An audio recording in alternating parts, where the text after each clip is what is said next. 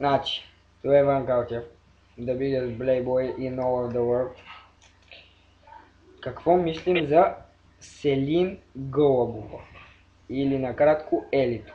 Калчев, какво мислим за нея? Хубаво момиче, много печена. Не знам. Видео отговор иска момичето. Значи, Ели, ти си пичка. И си много сладка. И Бисеров си забрави часовника. Погледни кафе готи. Добре, кажи пак. Аз имам същия чай. Калчев, къде? Да. Тя го откраднала. Момент. Чупа го. Айде, че тук ще свърши видео. Значи, Е, това е моята рейсинг. това е моята каска, с която ще се скара ето го на господин Иван Калчев. Гледай какво става, за какво става въпрос. Оле, майко. Гледай, и ние същи. Чакай. Оп, малко съм тъп. Нататък, бе. Оп, момент. Гледай какво става. Значи, Иван и аз си ми братя от първи клас. Те, забравихме въпроса, какво мислим.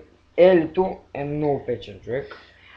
Разбира се, съм им сърди за тетни ще я излеем. И я чакахме на дъжда. Нормално. Може ли да си представиш на дъжда? Нормално, лева очите не сме стигнали. То е. Какво да мислим? Тя каза 2 минути. Какво да правим 2 минути? То мина минута и 4. Чай 20 секунди. Ох! Удари господин Иван. То е.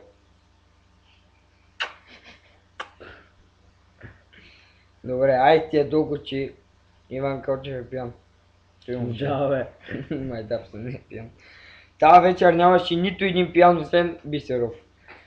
Момент.